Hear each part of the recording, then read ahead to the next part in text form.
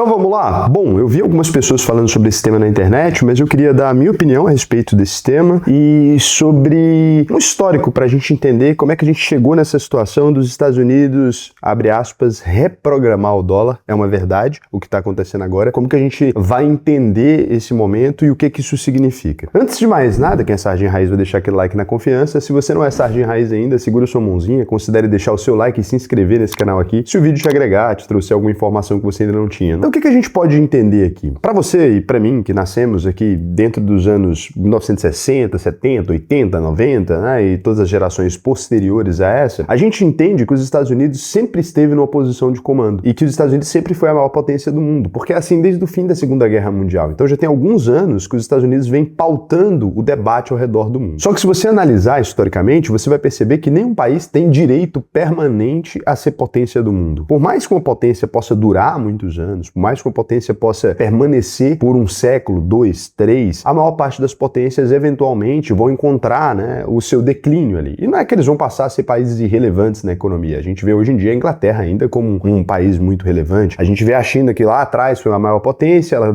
teve um declínio e ela está retornando a esse lugar de potência. Então, esse lugar ele é transitório. E os Estados Unidos têm lutado com todas as forças contra muitos inimigos. O mundo mudou de repente, ele não é mais a fábrica do mundo, ele ainda é a principal potência em sentido de exército, mas quase tudo que é comprado nos Estados Unidos está sendo fabricado fora. É muito difícil ser um presidente da república nesse momento. É lógico que o Donald Trump pode ter os problemas dele, mas imagina que ele está vendo o país que ele nasceu e cresceu como império, né? Ele sempre foi essa coisa gigantesca. Ele está vendo esse lugar começar a ter pessoas questionando essa posição. Ter pessoas questionando o dólar, ter pessoas questionando o quão o exército americano é forte, ter pessoas questionando se de fato os Estados Unidos deveria ser o centro financeiro do mundo, se devia ser o centro de controle. Em algum momento o Donald Trump começou a questionar até as instituições que os próprios Estados Unidos criaram. O que nos leva ao Genius Act, que ele é um ato muito diferente dessas outras coisas todas, porque o Genius Act ele é uma lei federal dos Estados Unidos voltada para Payment Stablecoins. Se você não está familiarizado com essa ideia ainda, saiba que hoje em dia, depois da invenção das criptomoedas, algumas pessoas tiveram a ideia de transformar as moedas do dia a dia em criptomoedas para facilitar as trocas dentro das plataformas, primeiro de criptomoedas e depois isso foi se alastrando. E hoje em dia isso é usada como meio de pagamento e ela promete uma paridade com relação à moeda real. Então, por exemplo, a gente poderia ter um stablecoin de real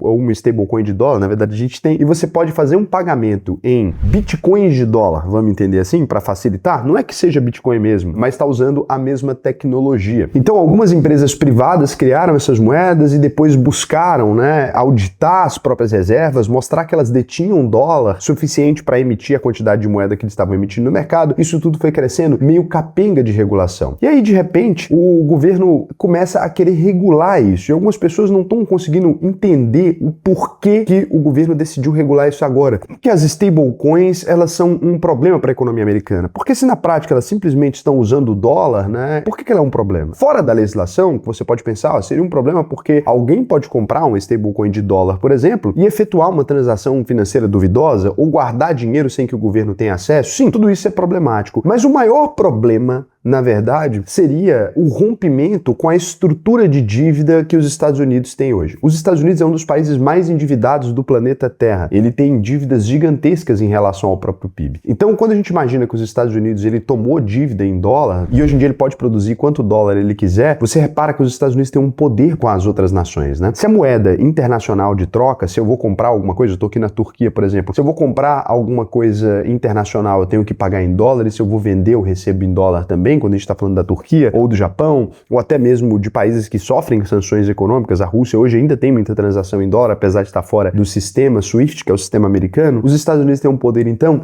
de imprimir dinheiro e simplesmente transferir essa dívida para essas pessoas todas. E aí, o que o Genius Act ele quer mudar aqui? Ele cria um arcabouço para que as stablecoins elas fiquem restritas sem conseguir se expandir demais. Eles dizem o seguinte: qualquer empresa, né, ou qualquer stablecoin stablecoin, elas estão proibidas de pagar juros ou oferecer qualquer tipo de rentabilidade a algum holder, né? Alguém que mantenha essas moedas simplesmente por elas existirem. Então eu não posso oferecer um juros, eu não posso concorrer com a dívida americana, eu não posso fazer isso de maneira nenhuma. Tá no texto da lei. Então estão dizendo que o dinheiro digital, ele é meio de pagamento, mas ele nunca pode ser uma poupança remunerada. Ele não pode se transformar numa espécie de CDB que transforma a dívida pública numa dívida privada. Por quê? Porque se isso fica popular, né? Se essa moeda começa a se popularizar demais, vamos supor, ok, tá em dólar aquilo, eles têm que manter algum nível de reserva de dólar, mas isso tiraria dos Estados Unidos esse poder de ser o lugar onde as pessoas estacionam a moeda. Os próprios cidadãos americanos, eles são boa parte dos maiores detentores da dívida. Depois vem a China e tal. Então, se as pessoas começam simplesmente a procurar stablecoins e deixam isso na ordem privada, toda a economia americana estaria em risco. Porque se uma parte dessas pessoas sacam isso do sistema de repente, ou se essas pessoas começam a sacar dinheiro para colocar nessas stablecoins que podem prometer uma rentabilidade maior, a gente teria em risco todo o sistema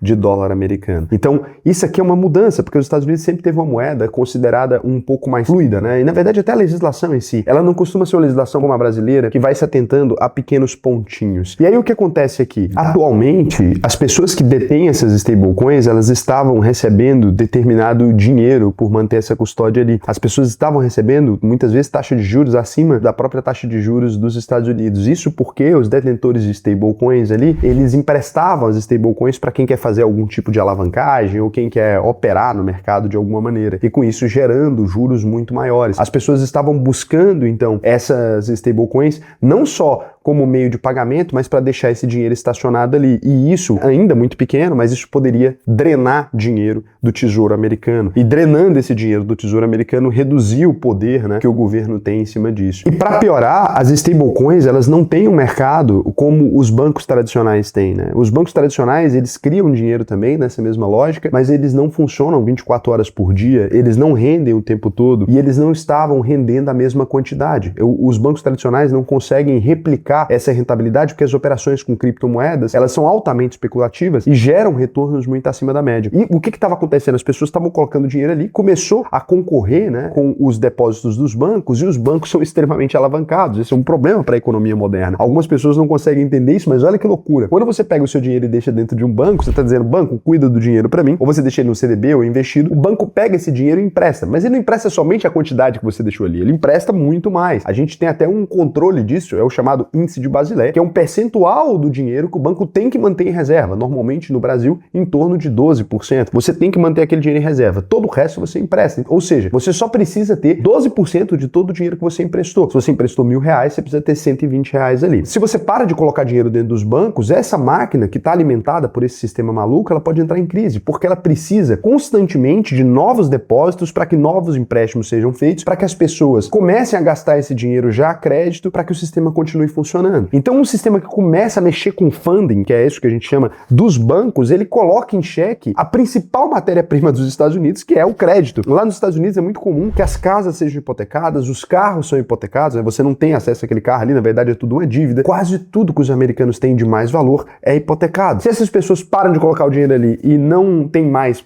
esse dinheiro, a alavanca que move a economia dos Estados Unidos, ela deixa de funcionar. Então não só o dinheiro do tesouro, não só o dinheiro que sustenta a máquina no geral, mas o dinheiro que sustenta o pequenininho do dia a dia, ele viraria um problema. As stablecoins poderiam se tornar como um imã universal de poupança remunerada, removendo completamente a chance do sistema econômico funcionar da maneira que ele funciona hoje. Ou seja, os Estados Unidos não só teria uma crise financeira, como teria uma crise financeira num momento global extremamente inoportuno. Porque se você olhar o que está acontecendo no mundo agora, você tem a Rússia que não está no lugar dela, você tem a China que não está no lugar dela, isso na opinião de um norte-americano, né? Tá olhando para tudo aquilo e falando, meu Deus, está tudo indo por água abaixo e ao mesmo tempo tem uma tecnologia surgindo, prometendo, né, concentrar o valor do dólar. Os banqueiros desesperados pegam o telefone e ligam pro Trump, faça alguma coisa. É basicamente isso. E aí, com essa lei, eles transformam agora as stablecoins em uma ferramenta genial, porque pouca gente entendeu isso. Então aquilo que poderia se desenhar como um dos maiores problemas para a economia americana, a partir do momento que é regulado, se transforma numa das melhores ferramentas para a economia americana, juntamente com o Bitcoin. Eu vou explicar isso, as pessoas que são fãs de Bitcoins não gostam dessa informação, mas eu vou explicar de toda forma. Eu sou detentor de muitos Bitcoins, para deixar bem claro, há muitos anos falo deles aqui no canal, pode ver, né? Desde quando valia 30 mil lá, a gente já fazia vídeo aqui falando para comprar, mas esse vídeo não é sobre isso. Olha que sacada genial. As stablecoins, elas precisam comprovar para as pessoas de que elas têm uma reserva em dólar viável. Por quê? Eu não vou comprar um stablecoin sem saber e sem ter certeza de que aquilo de fato pode me oferecer uma proteção segura ao dólar. Por quê? Se eu, Raul, falo para você, olha, eu criei uma moeda lastreada em dólar, só confia, e aí você vai negociando essa moeda, pode ser que eu não tenha as reservas. A mesma coisa que os Estados Unidos fez com o ouro lá na década de 70, lembra? Olha, o dólar é lastreado em ouro, você pode comprar e pode ficar tranquilo que nada vai dar errado, né? E aí, quando as pessoas foram pedir para sacar o ouro mesmo, quando os países começam a fazer o saque, o Nixon diz, bom, não é bem assim, né? A gente não pode mais, tá proibido. E aí tira o certificado de ouro da nota de repente e fala que não vale mais nada. A mesma coisa poderia acontecer com as stablecoins. Só que dessa vez, os Estados Unidos, com essa legislação, eles fazem algo que deve se tornar regra. Como as stablecoins precisam manter a reserva em dólar, elas precisam comprar títulos públicos do governo. Então os Estados Unidos agora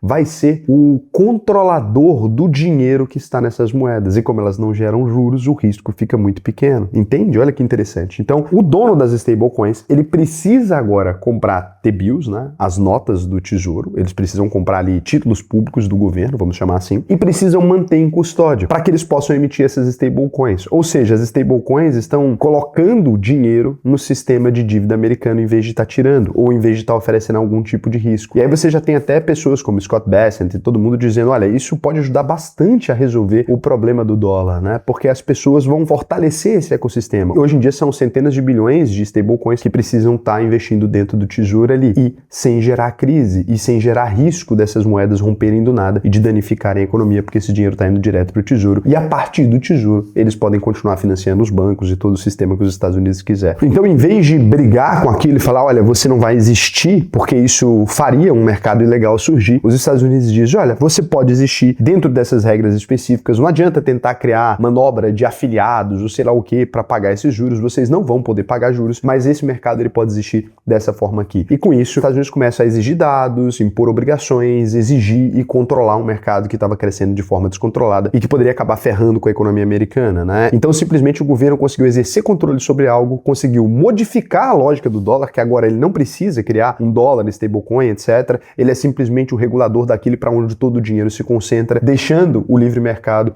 agir ali, só que totalmente cadelizado, né? Totalmente dentro de uma coleira. Mas o que tem aqui agora que eu acho que o governo pode estar negligenciando, o governo dos Estados Unidos, e que pode acabar se tornando um grande risco no futuro? Se os stablecoins agora, elas são reguladas na emissão, elas continuam sendo um dinheiro muito menos rastreável, muito menos preso aos sistemas tradicionais e aos bancos do que o dólar normal. Um dólar na conta, eu não posso sacar ele e transferir sem que o governo fique sabendo, eu não posso mandar ele para o Panamá a hora que eu quiser e fazer aquilo que eu quiser com ele, eu não posso guardar ele numa carteira, eu não posso utilizar para comprar armas fora do mundo, eu não posso utilizar para financiar terrorismo, tudo isso o governo com certeza pensou. Mas tem um detalhe, o dólar é considerado uma das moedas mais seguras do mundo, ele ainda é. E as pessoas podem começar a comprar dólar agora sem a necessidade de se registrar dentro de uma corretora internacional, sem a necessidade de se registrar dentro de um banco americano, sem a necessidade de fazer nada. Se essa economia sai dos bilhões e se transforma nos trilhões, vamos supor que nos próximos 10 anos, é correto supor que 5, 6% da economia dos Estados Unidos se transforma de alguma forma em stablecoin. Isso quando a gente considerando uma adoção devagar, do jeito que ela está acontecendo, lenta e gradual. Vamos supor que chegou nesse ponto que agora essa concentração é de trilhões. De repente, você tem uma venda em massa por algum risco de confiança que os Estados Unidos têm. E esse risco de confiança não precisa nem ser real. Você pode pegar países inimigos dos Estados Unidos gerando uma crise de confiança no dólar. Se as pessoas começam a vender esses dólares massivamente, a gente tem como única reserva desses dólares para que sejam resgatados as notas do Tesouro americano. Então, nesse momento, as pessoas começariam a vender a dívida pública americana. Mais ou menos o que aconteceu agora, quando o Japão encerrou o ciclo de taxa de juros muito baixa que acabava financiando o mundo. Só que imagina isso numa pressão muito maior. Se deixar os Estados Unidos, né, se acostumar com a ideia das stablecoins durante muito tempo, e se depois outro país vier e quiser mexer com essas estruturas, ele só precisa ficar dono de uma parte das stablecoins e ele consegue movimentar esse ciclo de maneira muito mais simples, sem que os Estados Unidos de fato consigam controlar isso como ele controla hoje com a regulação dos bancos tradicionais. Então, é uma regulação um pouco mais frágil que a regulação anterior norte-americana, pelo menos na minha visão, e aqui é somente a minha visão mesmo. Eu acho que isso pode modificar a forma como os Estados Unidos está posicionado na economia do mundo. Eu não diria que isso vai acontecer. Eu acho que existem formas de se proteger quanto a isso. Mas o que a gente vê, então, é uma Estados Unidos 2.0 tentando atualizar a economia, tentando sair na vanguarda do mundo, dizendo, olha, pode usar dólar, a gente já criou regras americanas para isso, a gente tem interesse que outras pessoas ao redor do mundo consigam utilizar dólar da maneira mais fácil e adquirir um pedaço da nossa dívida. É claro, isso é uma maneira dos Estados Unidos se financiar a juros muito baratos, considerando que eles têm juros mais baratos que a média dos países em desenvolvimento e até ser utilizado sem ter que sujar suas mãos em transações monetárias meio escusas, né? Então, isso aqui, ao mesmo tempo que é os Estados Unidos dizendo, olha, você pode comprar um pedaço da minha dívida, é também dizendo, olha, o sistema SWIFT que a gente criou, te baniu, ele não funciona mais tão bem, porque os Estados Unidos criou uma coisa que te permite escapar do sistema SWIFT. Não dá pra negar que a Rússia vai usar isso aqui. Não dá pra negar que os inimigos dos Estados Unidos vão usar isso aqui. E eu acho que foi proposital. É esse o ponto que mais me choca, né? É uma reprogramação do dólar contra a legislação que o dólar mesmo criou. Então, ao invés de desmanchar o sistema SWIFT, que seria muito complicado politicamente, etc., eles criaram uma lei, por isso que eu acho que chama Genius Act, inclusive, eles criaram uma lei genial para ganhar dinheiro com as transações escusas, para ganhar dinheiro com a venda de cocaína ao redor do mundo, para ganhar dinheiro com a venda de armas, para ganhar dinheiro com a venda de absolutamente tudo, sem ter que sujar as próprias mãos. É um desafio muito interessante a gente viver nesse mundo e entender o que está acontecendo. Agora, isso aqui provavelmente vai permitir investimentos muito interessantes, vai permitir que pessoas paguem menos impostos, com toda certeza, lembrando que as USDTs, elas podem ser trocadas por pessoas de todo lugar do mundo sem muito problema, e não só o USDT, né, que é a da Tether, mas você vai ter diversas outras stablecoins permitindo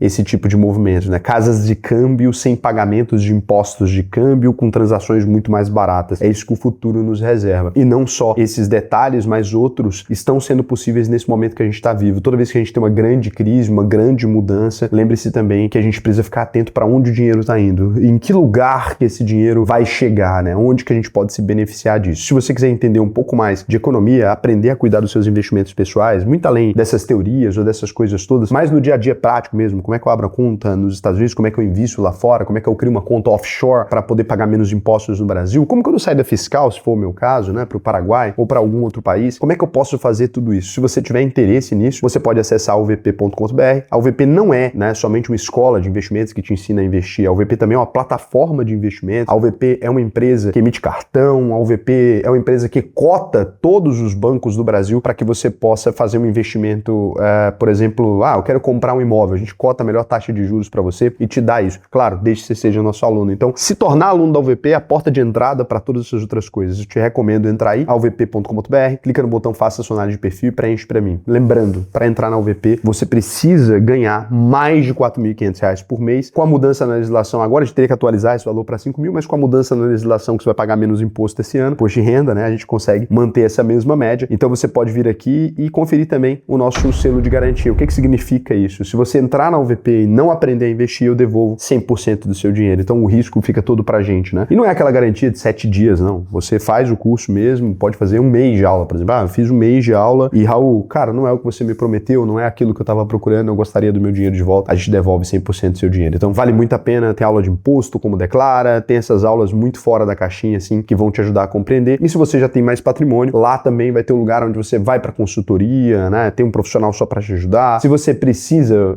dessa solução para abrir uma holding, por exemplo, a gente tem tudo isso dentro do mesmo ecossistema. Então vai lá, que vai ser um prazer para mim te ensinar a investir no Brasil e no mundo inteiro. E agora, né, eu vou deixar vocês com a opinião acerca dessa coisa do império, dos Estados Unidos, né? O que as pessoas estão achando desse momento histórico? Estados Unidos contra a China, contra a Rússia, esse redesenho da sociedade onde o multilateralismo acabou, onde está acabando, né? Não vou dizer que acabou ainda. Vou deixar a opinião dos nossos membros aqui da UVP sobre esse tema para vocês poderem ouvir aqui. E agradeço por vocês terem visto o vídeo até esse momento. Eu tô aqui na Turquia, tô num lugar lindo, assim, num hotel, mas tô aqui gravando para vocês, né? Para não deixar vocês na mão. Tá quase acabando minhas férias, semana que vem eu já volto pro estúdio, mas tem sido legal gravar em diversas partes do mundo, assim. É bom abrir a cabeça às vezes. Beijo pra vocês, até amanhã. Se as coisas continuarem indo da maneira em que elas estão indo, parece muito evidente que a China cresce num ritmo mais acelerado que os Estados Unidos, logo eles tendem a passar os Estados Unidos. Mas os Estados Unidos também nunca pararam de crescer, então a gente não tem um sinal muito claro de que a China vai dominar absolutamente. Parece que os dois vão ser players extremamente relevantes daqui pra frente. Enfim, muito se fala também da queda de impérios, né? Se você olhar na história, bom, teve o Império Português e Espanhol ali por 1500, depois o holandês, depois o inglês, no Oriente o Império Japonês. A questão é que os impérios sobem e descem, né? Só que a queda de um império demora muito tempo. A queda do Império Romano demorou aí na parte ocidental uns 200 anos, na parte oriental perdurou até 1400. Eu acho que a gente vai ficar a nossa vida inteira ouvindo falar sobre a queda da hegemonia americana. De fato, não vai cair, eu acho, pelo menos pelos próximos 80 anos. Vai ser um mundo bipolar, digamos assim. Um polo sendo os Estados Unidos, outro a China. Bom dia. Bom, minha opinião sobre a China e os Estados Unidos, eu acho que a China cresceu muito nesses últimos tempos, principalmente pelo investimento em tecnologia, em pessoas e pelo seu sistema de trabalho, né, sistema político. Com isso vai chegar cada vez mais perto dos Estados Unidos, porém eu acredito que existe um equilíbrio no mundo, né? E esse equilíbrio está chegando muito perto. Além do sistema ter ajudado eles a crescer muito, eu acho que o sistema também vai atrapalhar na continuidade do crescimento, entendeu? E também, pelo equilíbrio do mundo, os outros países vão se mexer, como os Estados Unidos está se mexendo, aumentando as tarifas, a União Europeia também vai se mexer, a América do Sul, os países produtores também vão se mexer.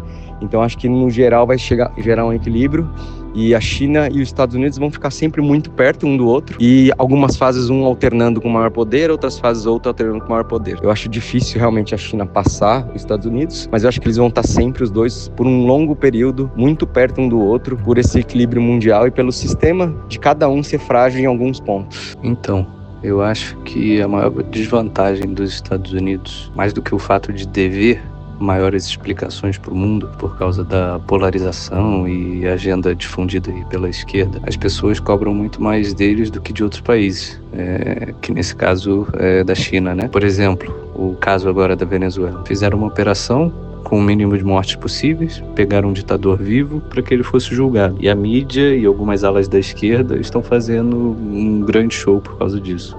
Enquanto isso, eles se mantêm calados com os abusos da China em países vizinhos como Taiwan e Filipinas e ficam calados também quanto à invasão da Rússia e da Ucrânia e, por exemplo, do Irã e o Hamas em Israel. Então, por isso que eu acredito que a maior desvantagem deles seja essa propaganda e essa agenda aí difundida mundialmente, né? O que acaba por limitar um pouco meio que a tomada de decisão deles, né? Porque eles têm muito mais a perder, politicamente falando, do que esses outros países que não estão muito aí para a opinião pública.